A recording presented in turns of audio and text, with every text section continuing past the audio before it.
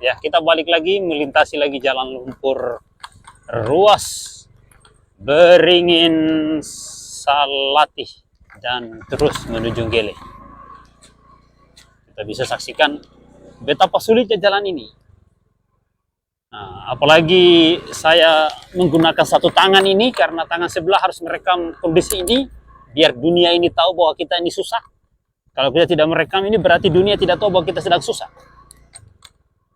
Ya, kesulitan yang didiamkan juga itu merupakan musibah, dan diam terhadap kejahatan juga merupakan kezaliman. Jadi kezaliman atau kejahatan itu ada dua, kejahatan atau kezaliman aktif yaitu para pelaku dan pendukungnya, dan kejahatan atau kezaliman pasif yaitu orang yang hanya berpangku tangan menonton bahkan tidak peduli dengan penderitaan orang-orang yang terzalimi atau orang-orang yang dianiaya. Itu disebut dengan kezaliman pasif.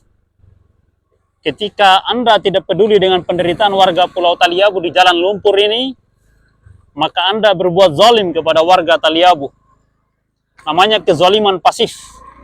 Jadi ada dua kezaliman, kezaliman aktif dan kezaliman pasif.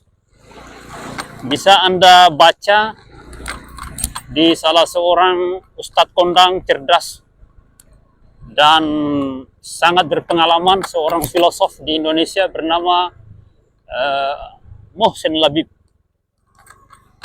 Ya, silakan buka di channel atau di akun Facebook beliau. Penjelasan tentang kezaliman aktif dan kezaliman pasif yang diuraikan secara gamblang dan jelas oleh seorang doktor jebolan Republik Islam Iran bernama Labib Mohsen atau Mohsen Labib. Jadi kezaliman itu ada dua, kezaliman aktif dan kezaliman pasif. Ingat itu, kezaliman aktif adalah pelaku dan pendukungnya.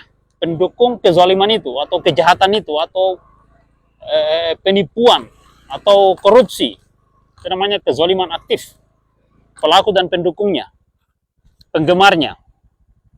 Kezaliman pasif adalah orang yang membiarkan kondisi ini seperti ini. Berlumpur, becek, tidak pernah dipedulikan, dibiarkan saja begini. Nah, itu namanya kezaliman pasif. Bahkan ada yang mentertawakan penderitaan warga Taliabu di jalan pece-pece begini nih, jalan lumpur-lumpur ini. Nah, itu namanya kezaliman aktif. Kalau sudah mentertawakan sudah masuk kezaliman pasif, kezaliman aktif. Kalau hanya melihat dan tidak peduli namanya kezaliman pasif. Nah, itu. Jadi saya ulangi lagi, pelaku kezaliman dan pendukungnya namanya pelaku kezaliman aktif. Orang yang menonton dan tidak peduli namanya pelaku kezaliman pasif. Jadi ada kezaliman aktif dan kezaliman pasif. Lihat ini lautan lumpur begitu luar biasa. Menjelang 79 tahun Indonesia merdeka. Kami di Kecamatan Talawa Barat Laut dan seluruh pelosok Nusantara setia mengibarkan bendera merah putih. Bahkan perlu kita tahu bahwa negeri ini merdeka berdasarkan perjuangan seluruh bangsa Indonesia. Perjuangan berdarah, begitu banyak yang mati di medan perang. Demi kemajuan bangsa ini, demi kesejahteraan anak cucu bangsa ini. Tapi banyak kelompok-kelompok koruptor yang dilindungi, yang dibiarkan, bahkan mereka diberikan kebebasan untuk berkuasa. Sudah tahu mereka masuk KPK, masuk penjara tahanan korupsi pengkhianat negara, masih lagi dibuat undang-undang untuk membolehkan mereka menjabat, mencalonkan diri lagi. Memang mereka akan dipilih karena mereka menggunakan uang hasil curian dan konco-konconya tadi itu kan, jadi gunakan lagi untuk menjadi penguasa. Lihat ini bubur ini, hancur ini jalan ini. Tidak ada yang peduli sampai hari ini. Sudah 11 tahun Kabupaten Pulau Taliabu menjadi daerah otonomi baru. Lumpur ini masih seperti ini. Tidak ada perubahan. Kita jalan dengan satu tangan.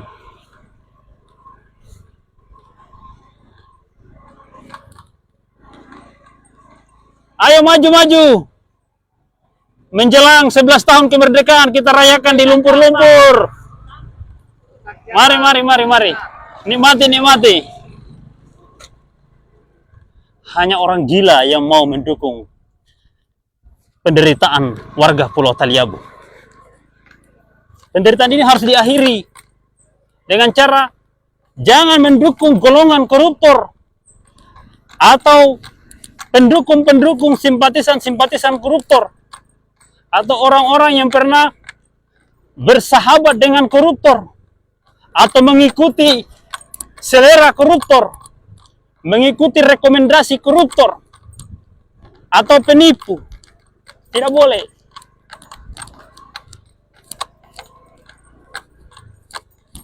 Ya.